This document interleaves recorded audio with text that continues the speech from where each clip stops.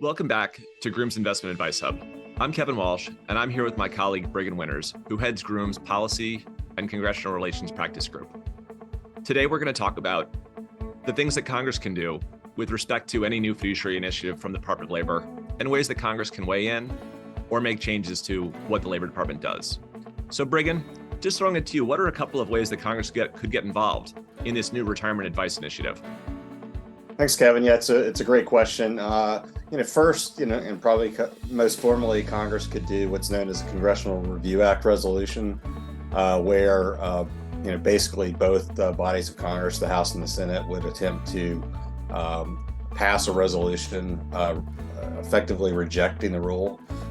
It's important to note that if they were to do so, the president would then have to sign it into law, which makes it, at least in the current environment of Congress and the White House, unlikely that would be a fruitful way to go. We did see it most recently with the ESG rule, where both the House and the Senate rejected that rule, but the president did not sign it, so it ended up not being effective. If Congress goes that path, one important thing to note, and it succeeds, that kind of takes that area off the table for future regulation. So it is a pretty powerful tool if it were to be deployed. And that would be after the regulations finalized, or would that be during the regulatory process? That would be after the regulations finalized. Okay. And there's a lot of timing rules associated with that. So a lot of it depends on when it's finalized. And so what are things that Congress could do, during the rulemaking process?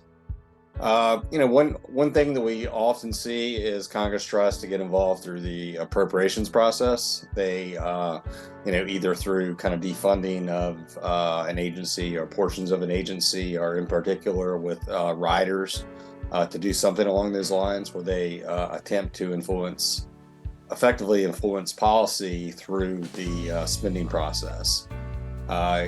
Another route that we often see, and this is being used a lot in the current Republican House, is you have committee chairs and committee members try to influence the agency through hearings and oversight. That also can include letters to the agency, and where Congress expresses their views on what the agency should be working on, and expresses disapproval of certain actions an agency is taking.